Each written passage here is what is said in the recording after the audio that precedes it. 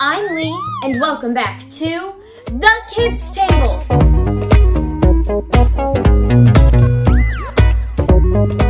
This week, we're going to be talking about finding God in culture. So, to have this discussion, I invited a friend over to The Kids Table. Everyone welcome, Celia! So, today, I'm joined with Celia, and we're going to be talking about one of our favorite shows, Avatar: The Last Airbender. Who's your favorite character and why? Sokka, because he's really funny. What's your favorite character in the show?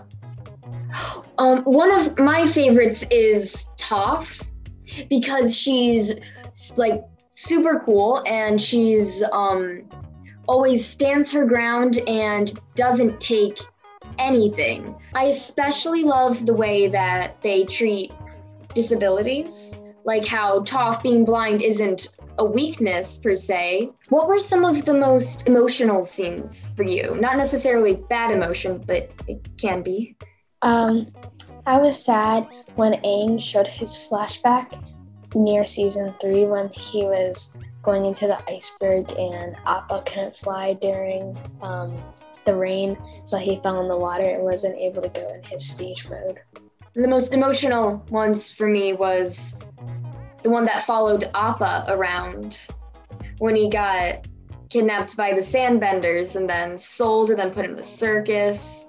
Yeah. But that one, as sad as it was, personally, I found the part where Momo was looking for Appa even sadder when he fell asleep in the footprint in the rain. Did you notice any spiritual aspects in the show? Yes, when they were going for the celebration of Aang, they didn't know that they were going to burn his little character up. The celebration was when they used the dragons when they went there. Like, people do that in China too, where the people are under this dragon they made of paper mache, and now they just run under it, and it's really cool, and I think that's something. I love how the spirits are connected to nature and the world itself, like how closely nature and spirituality are connected.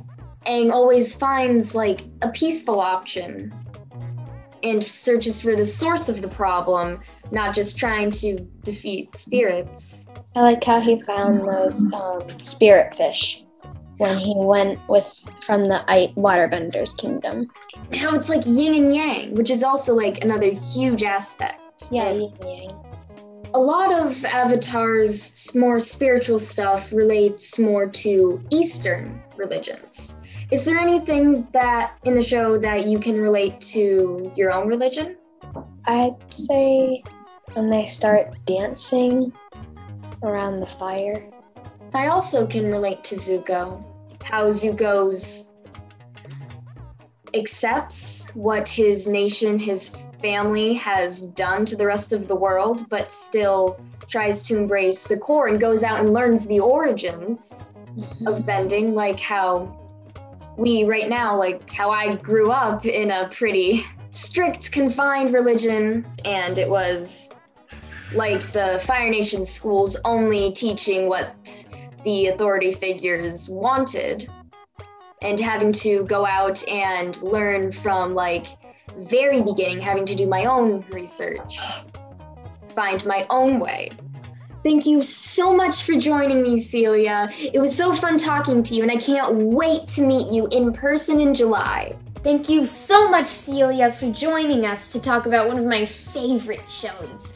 I love it so much, and I mean, as you can tell, and I know we just spoiled like the majority of it, but it's still a really good show that I recommend to everyone. So this week, what I want y'all to do is, you don't necessarily have to watch Avatar: The Last Airbender or Legend of Korra, but just any of your shows, look for God in it.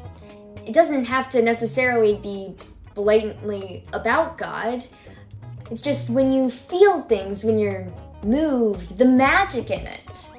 all the emotions in the lessons and the things that the shows are trying to convey to you, you can find God in them. So, this week, watch your favorite show and see what you find. Thank you so much for joining us. I'm Lee, and I'll see y'all next time at The Kids Table. Bye!